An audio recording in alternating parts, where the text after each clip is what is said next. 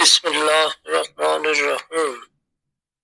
حضرت عثمان بن عفان کی سخاوت و شرم و حیا۔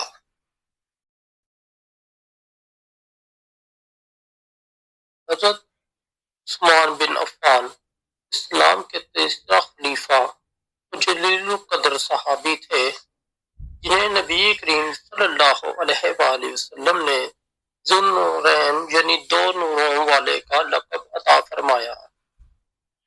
ان کی شخصیت میں سخاوت، شرم و حیا اور دین کے لیے قربانی کے بے شمار واقعات ملتے ہیں۔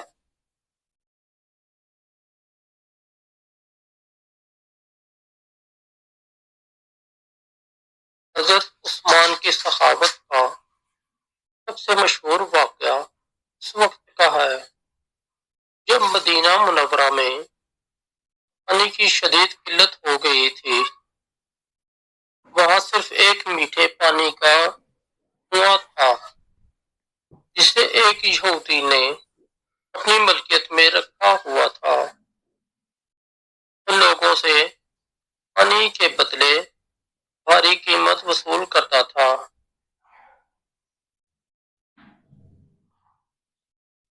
نبی اکرم صلی اللہ علیہ وآلہ وسلم نے فرمایا، جو اس کنویں کو خرید کر مسلمانوں کے لیے وقف کرے گا، اس کے لیے جنت ہے۔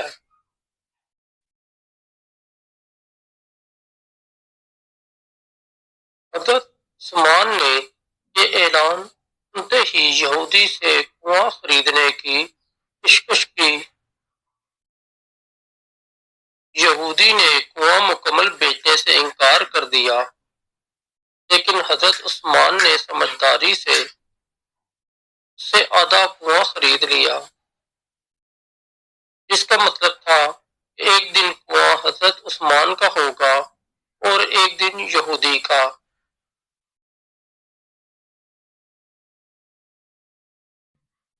حضرت عثمان نے اپنے حصے کے دن میں کنواں تمام مسلمانوں کے لیے مفت کھول دیا۔ اس عمل سے یہودی کو نقصان ہوا، کیونکہ لوگ مفت پانی لے لیتے اور اگلے دن پانی خریدنے کی ضرورت نہ پڑتی۔ آخر کار یہودی نے پورا کنواں حضرت عثمان کو فروخت کر دیا۔ حضرت عثمان نے وہ کنواں بھی مسلمانوں کے لیے وقف کر دیا۔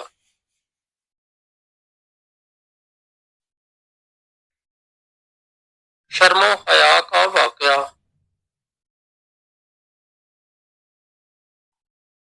حضرت عثمان بن عفان کی حیا کا یہ عالم تھا کہ نبی کریم صلی اللہ علیہ وآلہ وسلم نے فرمایا، کیا میں اس شخص سے حیا نہ کروں جس سے فرشتے بھی حیا کرتے ہیں۔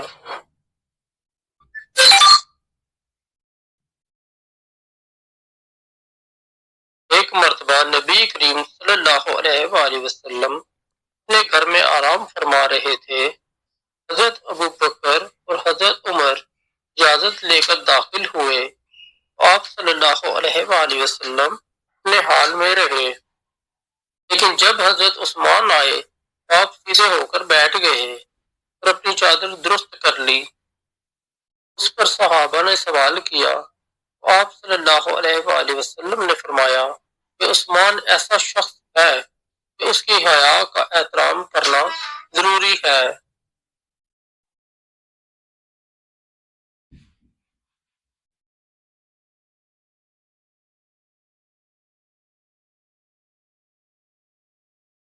نتیجہ، حضرت عثمان بن عفان کی زندگی سخاوت، حیا اور دین کی خدمت کے بے مثال واقعات سے بھری ہوئی ہے۔ ان کی شخصیت میں سکھاتی ہے کہ دین اور انسانیت کی خدمت کے لیے اپنی دولت اور کردار کو کس طرح استعمال کرنا چاہیے۔